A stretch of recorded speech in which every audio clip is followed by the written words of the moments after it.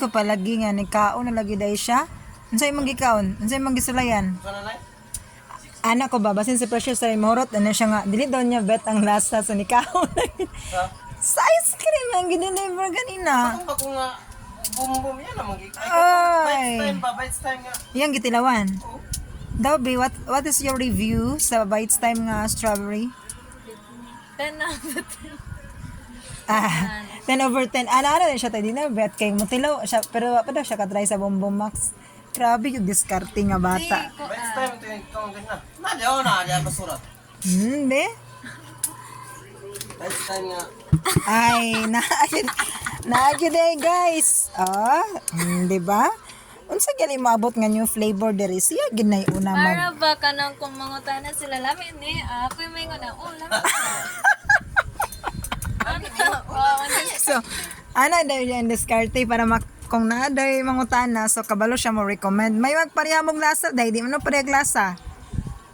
I mean, may lang ko na Unsa lugar wala pa nimo natilawan kanang kanang bumubog. Pero dili na natin lang kinang chocolate sa tanan. mo nang tanawag gid buyag imong lawas na. Puri ya buyag. Fit gap. Charot. Wala may bago na flavor.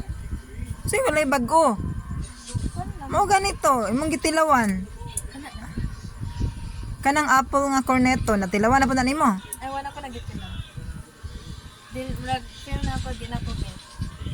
Di bet mo boy. Wala bito ko katilaan na. So tanan nga flavor diri guys. Iyan ang gipang sulayan kay Tilaw ka na. para na daw siya ma-recommend unsay kuan lami.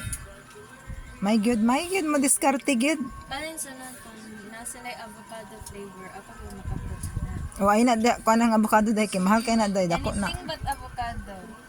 Avocado na dai ang favorite karon. Avocado mo ganang favorite. So, palit na mo diri sa Ganjo Store. Ta.